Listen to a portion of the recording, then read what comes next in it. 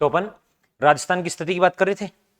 एक तो अपन बात की ग्लोब और मानचित्र पर पृथ्वी की या पृथ्वी पर स्थिति, तो कहां बात है, उत्तरी पूर्वी गोलार्ध में, यानी अक्षांश के अनुसार उत्तरी गोलार्ध में और देशांतर के अनुसार पूर्वी गोलार्ध में। इसी उत्तरी पूर्वी गोलार्ध को अपन क्या बोल देते हैं, हिंदू मान्यता के अनुसार ईशान कोण भी बोलते हैं। ठीक, उसके बाद फिर अपन ने बात की कि भाई एशिया महाद्वीप में राजस्थान की स्थिति क्या है, तो दक्षिण पश्चिम में है। अपन देख लिया डायग्राम क्लियर। हिंदू मान्यता के अनुसार क्या बोलने की इसको, नैऋत्य कोण। यहाँ इंपॉर्टेंट बात यह है कि अरावली का जो विस्तार है वो राजस्थान में नैऋत्य कोण ये से ईशान कोण की ओर है, इसको भी आपको ध्यान रखना है। चलिए आगे बात करते हैं, तो बात करते हैं भारत में राजस्थान की स्थिति। भारत में राजस्थान की स्थिति। अब भारत का आप मैप देखेंगे, देखा ही होगा कभी ना कभी, तो नहीं तो अभी देख लो, ये मैं बना देता हूं।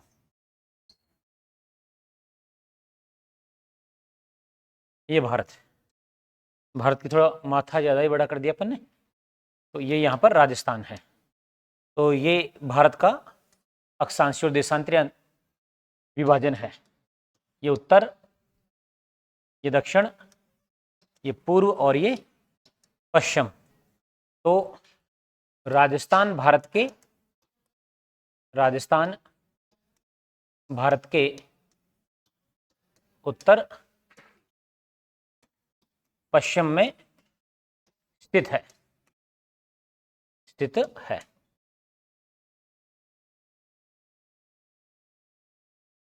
हिंदू मान्यता के अनुसार क्या बोलेंगे इस दिशा को, हाँ,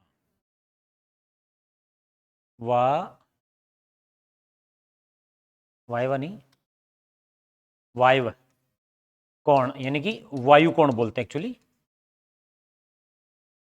में स्थित है। तो ये भी आपको ध्यान रखना है कि राजस्थान जो है भारत के उत्तर पश्चिम में, यानी कि वायव्य कोण में स्थित है। कौन से कोण में भाई, वायव्य। तो राजस्थान का संबंध अग्नि कोण से कहीं पे भी नहीं है स्थिति के अनुसार, या आग्नेय कोण से कहीं पे भी संबंध नहीं है। बढ़ जाए आगे कि नहीं बढ़े,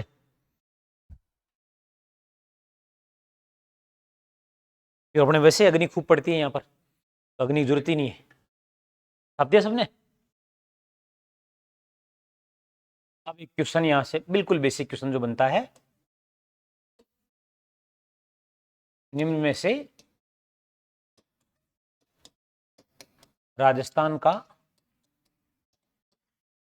संबंध नहीं है। ऑप्शन ए, राजस्थान विश्व के उत्तर पश्चिमी भाग में स्थित नहीं है। ऑप्शन बी, राजस्थान ग्लोब पर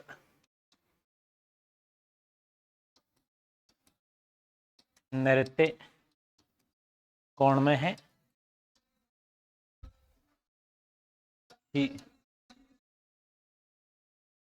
एशिया महाद्वीप में स्थित है। और डी, राजस्थान की स्थिति 0 डिग्री देशांतर के पूर्वी गोलार्ध में है। हाँ जी, क्वेश्चन लिख दिया, आप फटाक से जवाब भी दे दीजिए, बड़ा आसान क्वेश्चन है।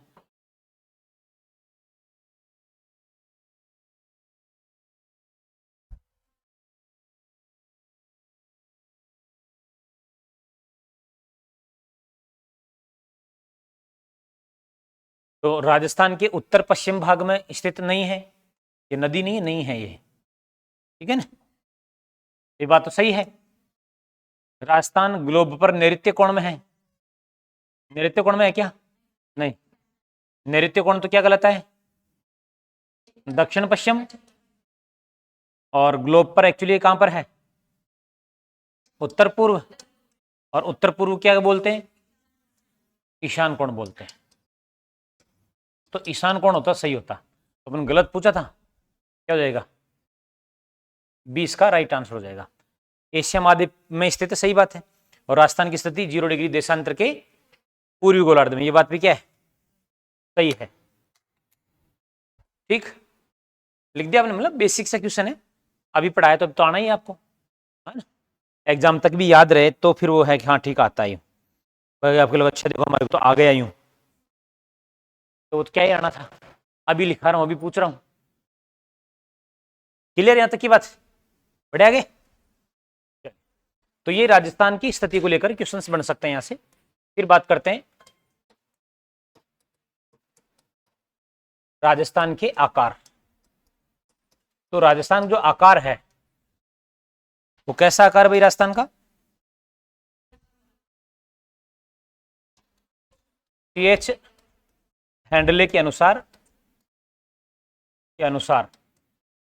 क्या है बताइए? पीएच हैंडले के अनुसार आकार कैसा है? हाँ, विषम कोणीय चतुर्भुजाकार, या अपन इसको बोलेंगे पतंगाकार, या बोलेंगे रोम्बस। ठीक है।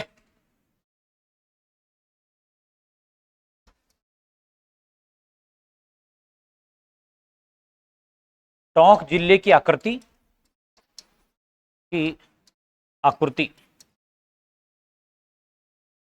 राजस्थान जैसी है।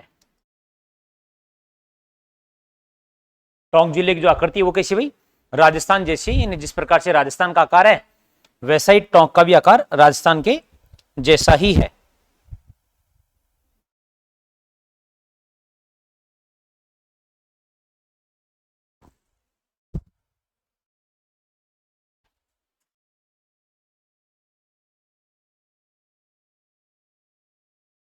छापा?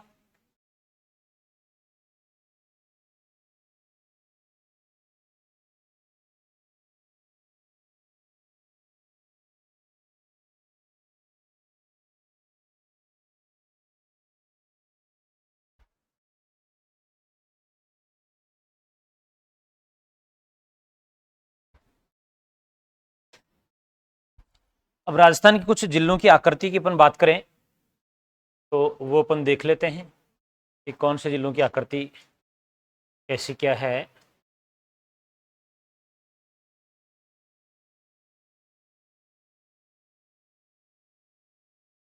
कहीं दिख रहा है आपको राजस्थान का? ये आ गया।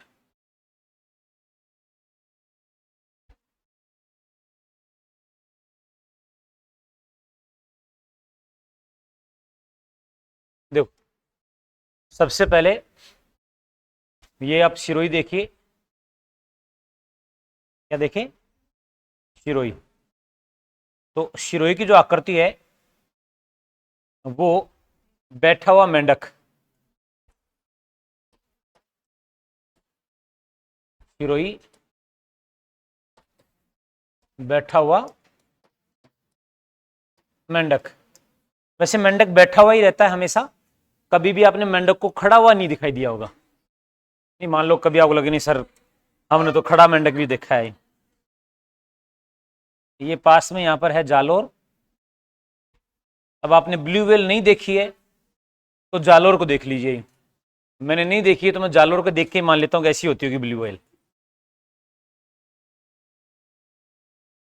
तो जालोर की जो आकृति है ब्लू व्हेल मछली सदृश। तो सुना होगा ना, मछली जल की रानी है, हाथ लगाओ डर जाएगी, बाहर निकालो मर जाएगी। ये आपका जैसलमेर 1 2 3 4 5 6 और ये 7। तो ये आपका सप्त बहुभुजाकार है। जैसलमेर, सॉरी, बहु भुजाकार। वैसे इसकी आकृति देख के तो मेरे को लगती है इसकी सप्त है, तो किसी की 8 भुजा होगी, किसी की 10 होगी, किसी की 20 भुजा होगी। नहीं भाई, कुछ ना कुछ तो होगी होगी, लेकिन वाह, सप्त बहुभुजाकार। फिर अपनी ये पाली की चोंच है, और ये आपका पक्षी है।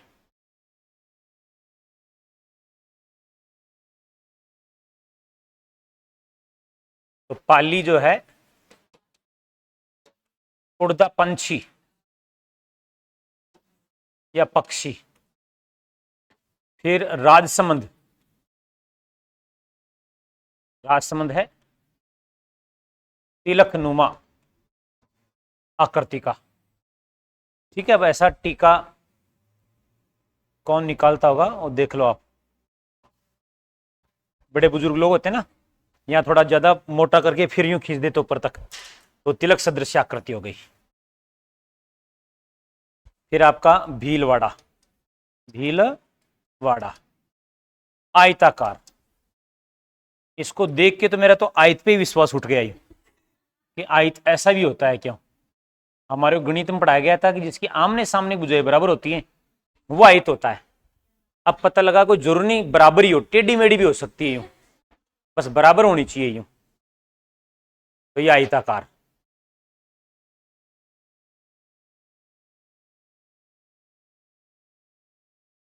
करौली बतख नुमा।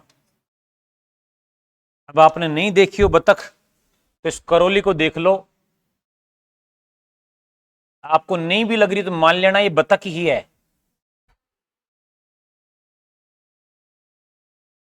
फिर दोसा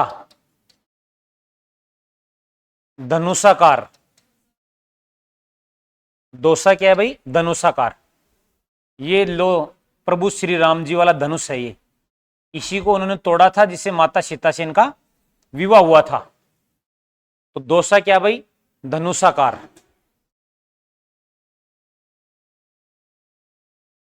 चित्तौड़गढ़, अब गढ़ तो गढ़ चित्तौड़गढ़, बाकी सब सलूम्बर। ये लो, अब चित्तौड़गढ़ की आकृति कैसी बताते भाई? घोड़े की नाल, घोड़े की नाल। अब जो घोड़ा रखता वो जानता है घोड़े की नाल कैसी होती है। ठीक है,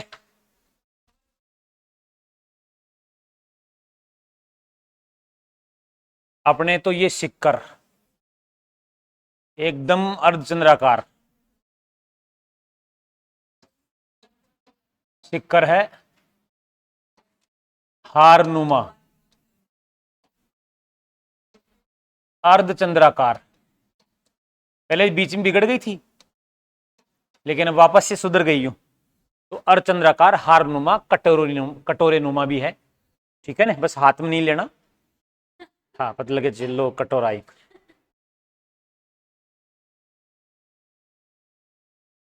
अच्छा, अब समझ में आया इसको इतनी देर बाद में। ये आपका है टोंक, जिसकी अपन बात कर चुके हैं। राजस्थान जैसी आकृति, राजस्थान जैसी आकृति। यह हनुमानगढ़ आपका एल आकार का सोफा, एल आकार का सोफा। बैठ जाओ बोले, आराम से रेस्ट करो, कोई चिंता वाली बात नहीं है। अजमेर बिगड़ ही गया, भरतपुर भी बिगड़ गया।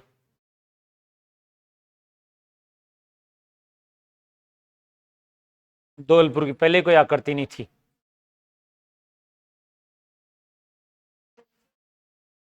हाँ, सलुम्बर है,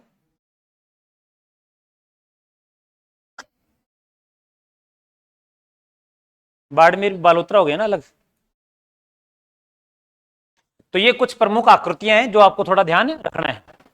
ठीक है भाई, लिख दी। आगे बढ़े। हाँ चल,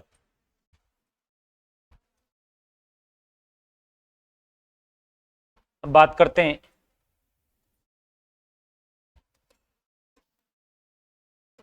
राजस्थान की आकृति नहीं, स्थिति की स्थिति सूर्य के सापेक्ष।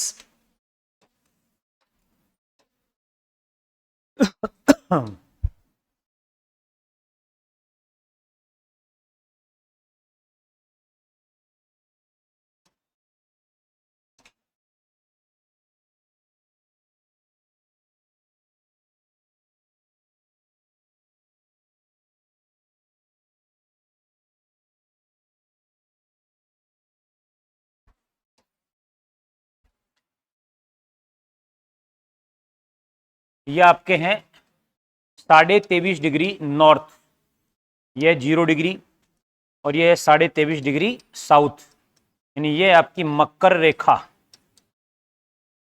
ये आपकी है कर्क रेखा, और ये है भूमध्य रेखा। अब सूर्य देवता जो है एक्चुअली क्या होता है कि गर्मियों में, है ना, यहां पर सीधा चमकता है, और इसको अपन बोलते हैं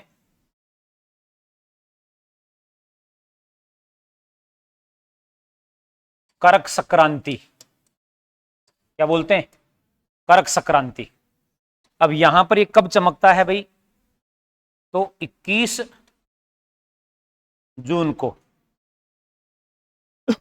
जब सूर्य 21 जून को, ये उत्तरी गोलार्ध है, उत्तरी गोलार्ध में सीधा चमक रहा है, यानी कि सूर्य की सीधी किरणें पड़ रही हैं, यानी 21 जून को यदि सूर्य की सीधी किरणें पड़ेगी तो तापमान में क्या हो जाएगी?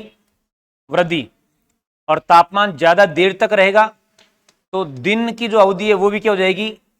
ज्यादा, और जो रात है NIGHT, जो रात है उसकी अवधि क्या हो जाएगी? कम। किसमें? उत्तरी गोलार्ध में। समझ में आ गई बात आपको? और इसको क्या बोलते हैं? कर्क संक्रांति बोलते हैं। क्या बोलते हैं? कर्क संक्रांति। यानी जब सूर्य की सीधी किरणें, किरणें बोल दीजिए, विकिरणें कर्क रेखा पर पड़ती हैं, पर पड़ती हैं, तो इसे कर्क संक्रांति कहते हैं। अपने इधर मकर संक्रांति आती है, वो गोल मकर आती है यूं, ठीक है। 21 जून को दिन क्या होगा? लंबा, रात क्या होगी? छोटी, और परछाई क्या होगी आपकी? छोटी, ठीक है ना। परछाई भी क्या होगी? छोटी। तो आपसे पूछ लिया जाए कि राजस्थान में, भारत में या उत्तरी गोलार्ध में सबसे लंबा दिन कौन सा है? तो 21 जून का। सबसे छोटी रात कौन सी है? तो 21 जून की। सबसे छोटी परछाई कब होगी? 21 जून को, ठीक है ना। क्यों होता है ऐसा? क्योंकि इस समय सूर्य सीधा कहां चमकता है? कर्क रेखा पर चमकता है।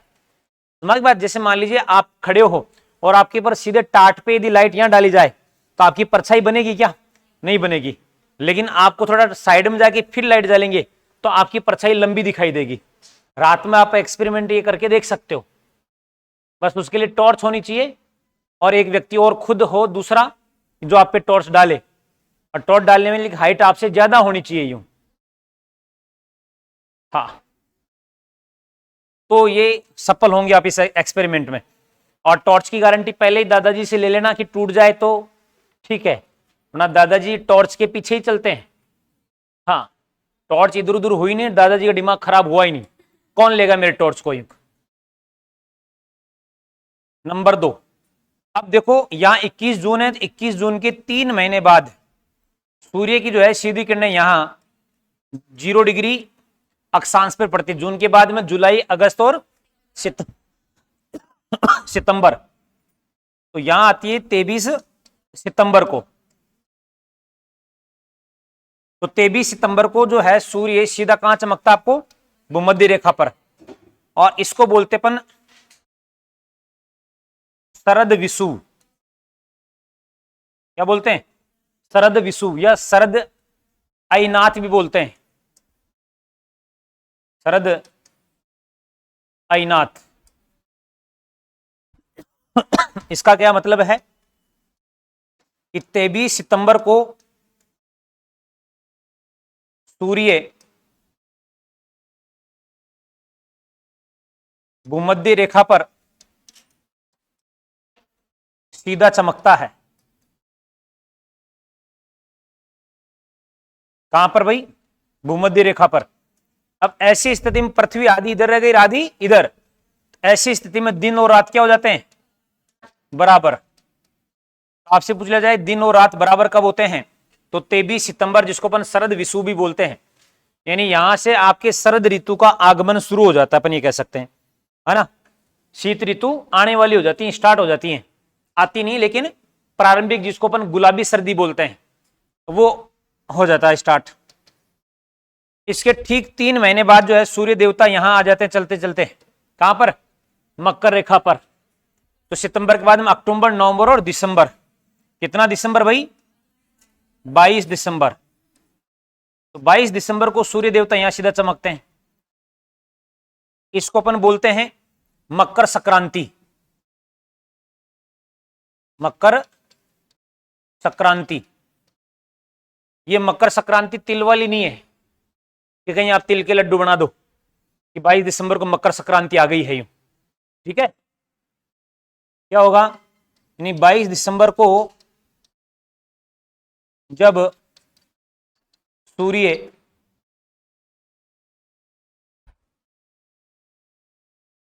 मकर रेखा पर सीधा चमकता है, सीधा चमकता है, तो अब राजस्थान तो यहां है, सूर्य देवता यहां चमक रहे हैं, तो यहां सीधी किरणें पड़ेगी कि तिरछी पड़ेगी? तिरछी पड़ेगी भाई। राजस्थान की स्थिति लगभग ये है इस प्रकार से। तो सूर्य की किरणें क्या पड़ेगी अपने? तिरछी। और तिरछी पड़ेगी तो दिन क्या हो जाएगा? छोटा। और रात क्या हो जाएगी? लंबी। और परछाई भी क्या हो जाएगी? लंबी, है ना। ये कहां पर होगा? राजस्थान में। ध्यान रखना, यदि इधर कोई देश है, जैसे मान लीजिए ऑस्ट्रेलिया है, और आप पूछोगे ऑस्ट्रेलिया में सबसे लंबा दिन कौन सा होगा, तो उनके वहां सबसे लंबा दिन 22 दिसंबर वाला होगा, क्योंकि उनके यहां तो सीधी किरणें पड़ रही ना भाई। ऑस्ट्रेलिया दक्षिणी गोलार्ध में है। समझ गई बात आपको? यदि मान लीजिए दक्षिणी अमेरिका है और वहां आप बात करोगे वहां क्या होगा, तो वहां इसके अनुसार होगा। यानी ये पूरा गोलार्ध की बात की जाती है। ये समझ गई बात आपको? यानी कि इस गोलार्ध में दिन बड़ा होगा तो इधर दिन छोटा होगा, इधर रात लंबी होगी तो इधर दिन लंबा होगा। अरे बस हमारे उल्टा चलता मामला कि नहीं आ रही समझ में? आप ये मत बोलना कि सर फिर पाकिस्तान में दिन लंबा कब होगा? कब होगा बताओ? पता लग जाएगा अभी आप कितना समझ रहे। हाँ, 21 जून को। तो ये एक लड़की होशियार है, बाकी सब ठीक है। वाह, हाँ, इसको भी नजर ना लगे। बाकी यहाँ क्या नजर खूब लग जाती है। काला टीका निकाले क्या ना कल? हाँ, नहीं नहीं, नजर लग जाती फटाक से ही, कईयों को लगी है यूं। तो दिन समझ आ गई बात आपको? यानी ये जो पूरी पूरी बात है इस उत्तरी गोलार्ध के लिए, और ये पूरी पूरी बात दक्षिणी गोलार्ध के लिए लागू होती है। लेकिन ये जो लिखी है वो मैंने उत्तरी गोलार्ध की बात लिखी है, समझ, क्योंकि अपन राजस्थान पढ़ रहे हैं अभी, इसलिए। तो मकर संक्रांति हो गई भाई। इसके ठीक 3 महीने बाद सूर्य देवता वापस इधर चलते हैं। वैसे एक और बात बता दूं, सूर्य कहीं नहीं चलता। हाँ, पृथ्वी झुकती है ना। वो कहते हैं ना, झुकाने वाला चाहिए। झुकती पृथ्वी भी है सूर्य के सामने, है ना। आपको लगता है कि नहीं, कोई हिल नहीं सकता और कोई डुल नहीं सकता, पृथ्वी तो इतनी बड़ी है, ये है वो है। अभी कुछ लोग कह रहे हैं कि वो पशु परिचर का परिणाम तो आ ही गया है। अब जिनका सिलेक्शन नहीं हुआ वो नाटक कर रहे हैं, जिनका हो गया वो चुप हैं।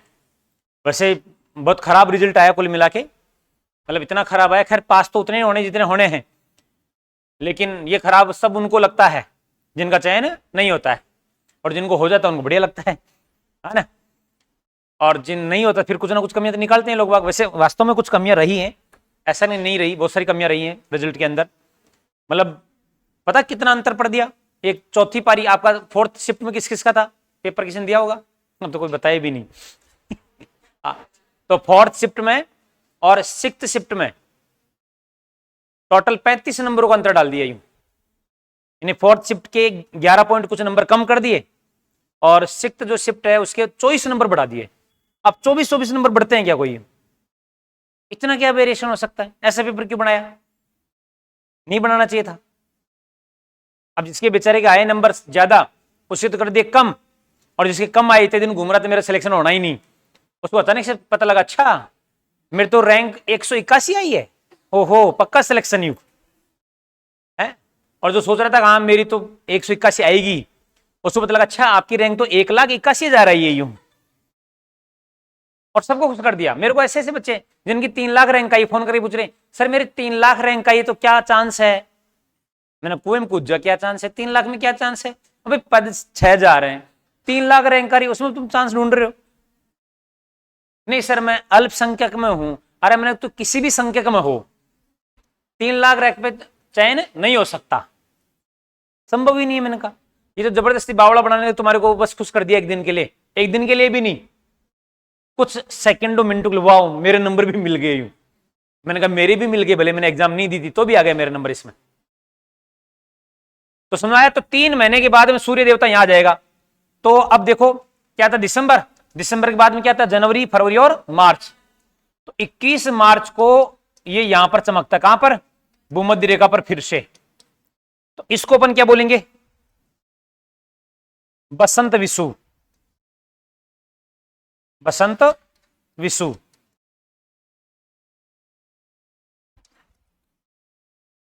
जब सूर्य 21 मार्च को भूमध्य रेखा पर चमकता है तो दिन रात क्या हो जाते हैं, कहां पर, अरे पूरी पृथ्वी पर, भूमध्य रेखा पर क्या, पूरी पृथ्वी पर दिन रात क्या हो जाते हैं, बराबर हो जाते हैं। मैंने कहा था नजर लगती है, लग गई इतना जल्दी हूं।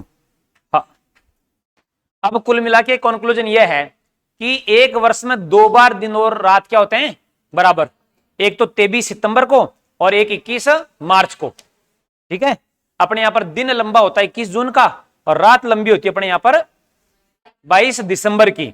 कई समय और ज्ञान लगाते हैं, देखो दिन सबसे छोटा 22 दिसंबर का, तो रात तो उससे पहले होगी ना सर, तो वो तो पहली तो 21 हो गई हूं, तो 21 होनी चाहिए, या 22 दिसंबर का दिन छोटा है तो फिर 23 की रात लंबी होनी चाहिए यूं है। ऐसे जो अशोक के पेड़ के नीचे बैठकर ज्ञान प्राप्त करते हैं ना, भगवान बुद्ध ने जैसे प्राप्त किया था वैसे वो ज्ञान प्राप्त कर लेते हैं।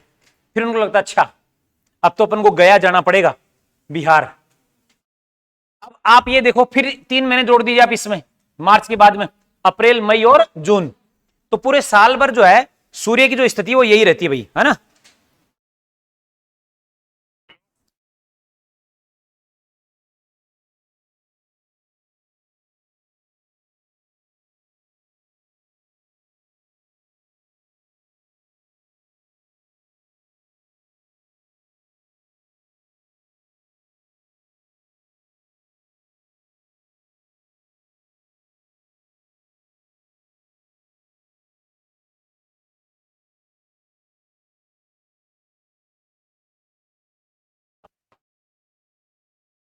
ये लिख दिया आपने,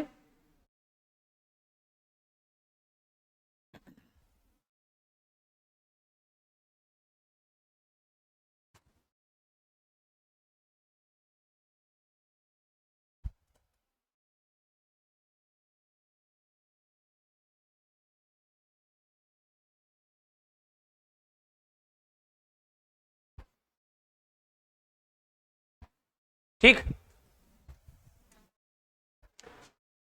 अब वो तो आप पता है ना भाई, ये आपका राजस्थान, आपका मतलब मेरा भी यही है, ये हो गया राजस्थान। अब देखो राजस्थान में सूर्योदय सबसे पहले यहां होता है, सूर्य उदय सबसे पहले, सबसे पहले कहां पर होता है भाई? धौलपुर में। और सबके बाद सूर्य उदय वो कहां होगा? जैसलमेर में। सूर्य की सबसे सीधी किरणें,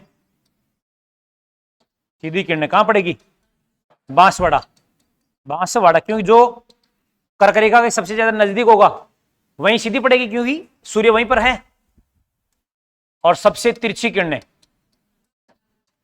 सबसे तिरछी किरणें कहां पर? आपके श्री गंगानगर में।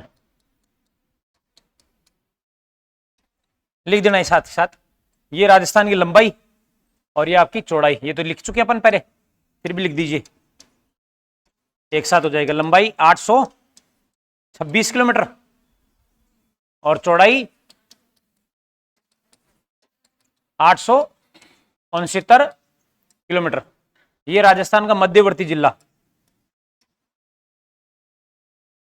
मध्यवर्ती जिला यह है नागौर।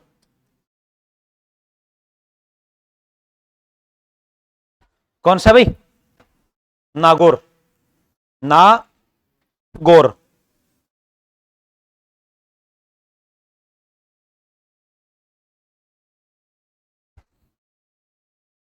और ये विकिरण लंबाई आप देखो तो ये आपकी 850 किलोमीटर। और ये विकिरण लंबाई है, ये कितनी है? 784 किलोमीटर।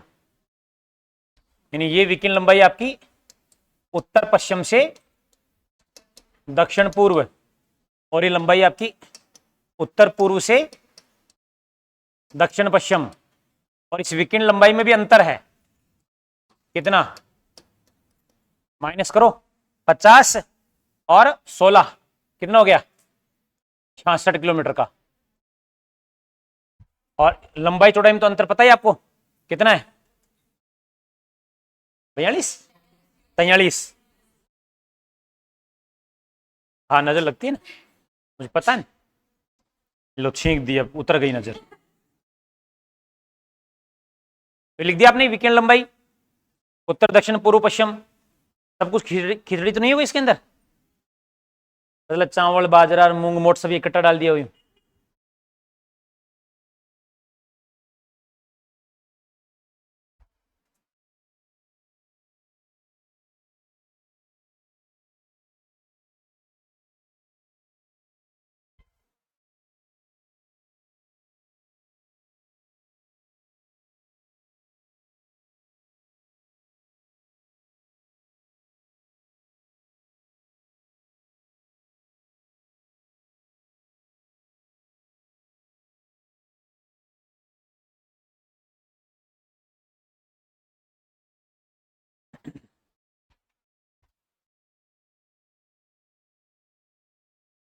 लगे हाथ राजस्थान के क्षेत्रफल की बात कर लेते हैं।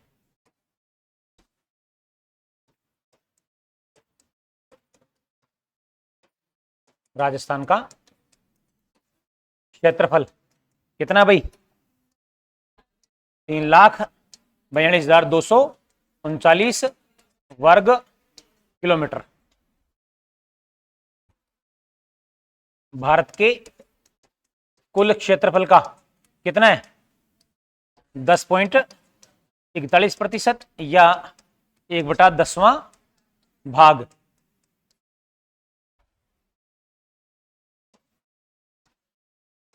विश्व के कुल क्षेत्रफल का 0.24%।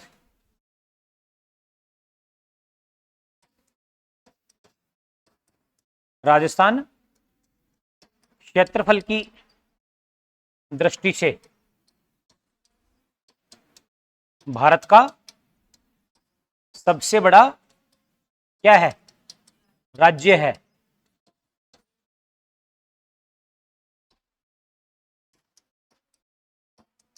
नोट। 2011 के अनुसार जनसंख्या कितनी राजस्थान की? अनुसार जनसंख्या 586, 686। अभी कितनी है वो छोड़ो, 586 48, आगे 435 32 है। 586 48 432, 5 करोड़ 86, 86 नहीं 85 एक्चुअली, 86 तो अपन वो करते हैं, क्या करते हैं, सिग्निफिकेंट नंबर। 5 करोड़ 85 लाख 48 हजार 437 ही है। 37 32 है, 37 बोला ये क्या रुक नहीं हो। अच्छा, जनसंख्या की दृष्टि से राजस्थान कौन सा स्थान है भाई? जनसंख्या की दृष्टि से 2011 के अनुसार 8वां, लेकिन वर्तमान में 7वां। वो तेलंगाना आंध्र प्रदेश वाला विभाजन होने के कारण से, ठीक है ना।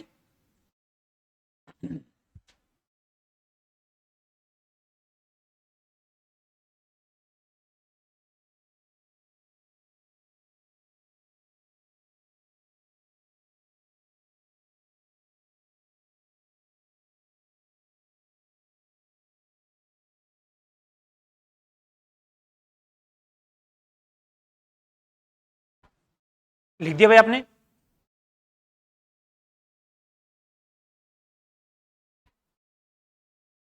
कुछ तुलनात्मक फैक्ट्स, जैसे जर्मनी और जापान के क्षेत्रफल के लगभग बराबर क्षेत्रफल है राजस्थान का, ठीक है ना। श्रीलंका से 5 गुना, चेकोस्लोवाकिया से 3 गुना,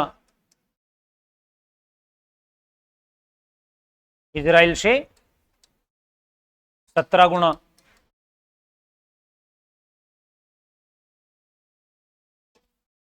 राजस्थान का क्षेत्रफल जर्मनी जापान के क्षेत्रफल के लगभग बराबर है।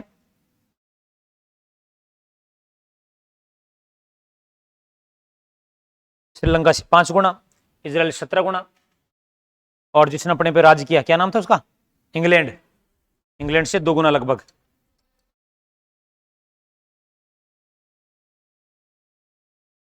मतलब अपने से आधा था, और उस समय तो अपन और ज्यादा बड़े थे, फिर भी इसने राज किया। बताओ, अपने पे क्या लगभग पूरी दुनिया पे राज किया।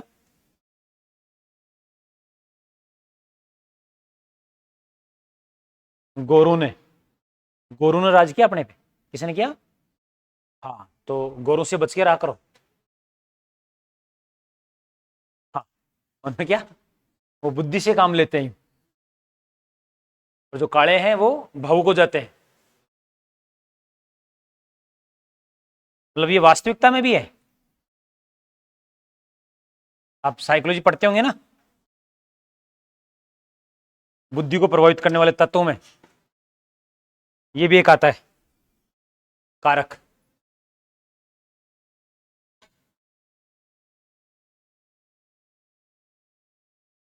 ठीक है, बढ़े आगे। तो बस आज के लिए तो इतना ही खूब है।